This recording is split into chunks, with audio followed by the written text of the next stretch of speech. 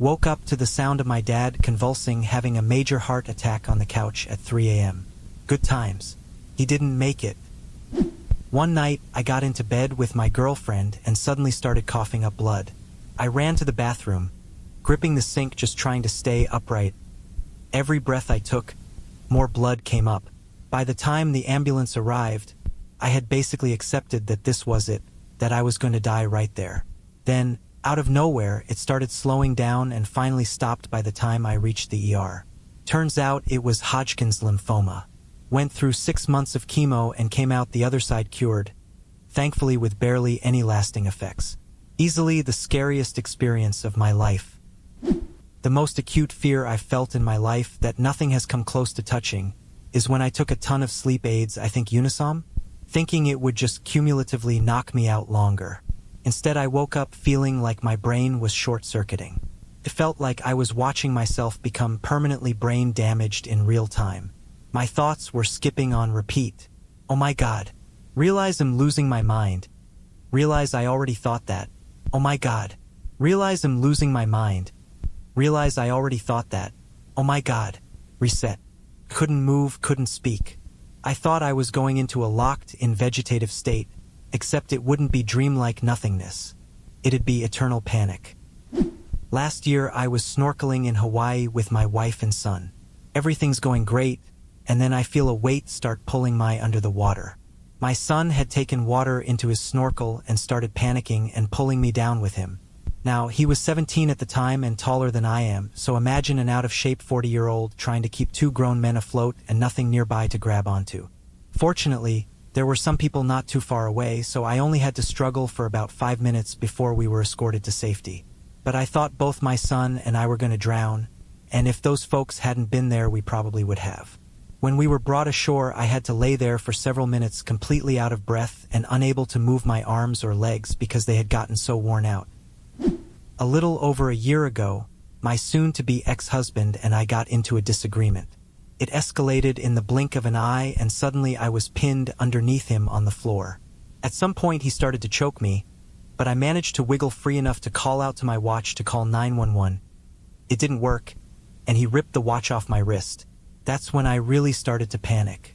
He had me pinned again, so I headbutted him to try to get him off, but he just smashed my face into the floor. I managed to get free and run for the door screaming for help, but he caught me and I was 100% sure I was going to die right then and there. My body gave out, I collapsed, totally spent. I have genuinely never in my life been more scared than I was of him in that moment. Lucky for me, he got spooked when I screamed for help and practically dragged me from the apartment lest the cops show up and ask questions. I left him 2 months later with the help of some friends. Heard my mother calling my name from the other room in panic. Thought I forgot to do something to make her angry and went there to see her passed out on the floor face down. She was having a seizure. She got a black eye because she fell down on her face and blood was coming out of his mouth because she bit her tongue hard. Put her in the recovery position, opened her jaws and put my index finger between her teeth so that she doesn't choke on her own spit. Couldn't reach my phone, so I screamed for my brother and he came down running and called the emergency line. At the hospital they checked her brain, and after a while the assistant asked me if she had some traumatic experience recently. Knew then and there it was definitely a tumor in her brain. I was right. After a week of scans and tests they told us it was meningioma, which is relatively easier to operate on than the other types of tumors. It was 3 centimeters wide, so even if it was relatively easier, it was still very dangerous. It was also right at the time of COVID, so a brain surgery was extra dangerous. Luckily, the operation was successful, and she made a full recovery and only left with a slight dent on her head. I sometimes jokingly ask her if the doctors filled the hole left from the tumor with caulking. I am super happy she is still with us and still has the same sense of humor to laugh with me. Financial issues and rising housing prices have pushed me out of my home city to a trailer about 30 to 45 minutes south of it. I got home from work one day, crappy day. I made a stiff drink and popped an edible. It was overcast and I could hear thunder in the distance, but no rain or wind, and I didn't think to check the weather. Apparently there were 2 massive storm cells, one just a smidge north of me, one just south, and I was in a small alley about a mile wide between them. As the gummy is kicking in, every device in the house turns red and starts blaring, "Imminent danger, seek shelter." One of the cells had spun a funnel cloud out of it into that mile-thick alley I was in. I pulled up a radar and saw just how precarious my situation was, and because of the nature of that calm alley, the funnel was perfectly visible right there, a hook of red coming out one cell about a half-mile away and closing on me. A friend of mine calls. Am I in shelter? No. Can I get to shelter? No. Are you okay? No. Do you want me to stay on the line? Please. Then I heard it like a semi-truck. I told my friend I didn't know what was about to happen, but that I was going to let him go in case it was bad because I didn't want him to hear it if it was. Luckily, it ended up passing overhead and never developed into anything. When my daughter was a newborn, we had to feed her a certain way or else she would choke. We were trying out new baby bottles, which led to her to start choking on the milk. She began to go blue, and I immediately started back blows to her shoulder blades. She went unresponsive, so I was preparing to start CPR as my husband called an ambulance. A good old sternum rub got her crying, and thankfully she was okay afterwards. Though it was only a few seconds, it felt like forever and as if I was going to lose my child. Thankfully, we live next door to a fire station, and they still came out to do a quick assessment of her, though transport to the hospital was no longer necessary. My sister was in a deep state of terrifying psychosis from January to August of this year.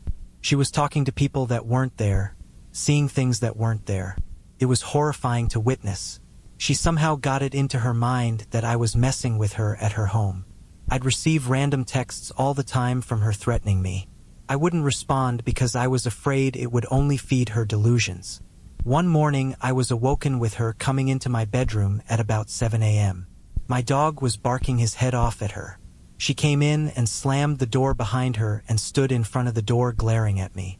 I had fallen asleep with my glasses on and sat up, asking her, "What's up?" trying to remain calm. She wouldn't answer me. I asked her what was up about 9 times. Finally she responded and said, "Oh, you're just in here asleep, huh?" Like she wasn't believing I had been. I said yes, I was. She finally responded, "Oh, okay. I'll let you go back to sleep then." And she turned and opened my door and slammed it shut so hard behind her that she broke my bells hanging on the knob. I stayed in a continued state of constant fear for 8 months. I never knew what to do or expect from her because she was so dangerous and highly unpredictable. I did nothing but watch my windows and cameras all day, every day. I was afraid to stay home or to leave. I tried every way I knew how to get her some kind of mental help. I failed. She committed suicide on August 14th, 2025 by gunshot wound to the head. I was the one to call for a welfare check on her. The last time was 2 nights ago. I have no idea what the fuck happened. I was laying in bed trying to sleep and this chill gripped my heart. It started pounding and tears came to my eyes. I started shaking and looking around frantically. I cried myself to sleep. I was so fucking afraid and I didn't know of what. Literally nothing changed around me, but I immediately identified that feeling as fear, which I haven't felt for a while. The time before that was last November, when my mother called me to tell me my 13-year-old sister was hospitalized for a Tylenol suicide attempt that September. The same way I had tried to end it when I was 17. I felt like the worst person in the world and genuine fear that she would die.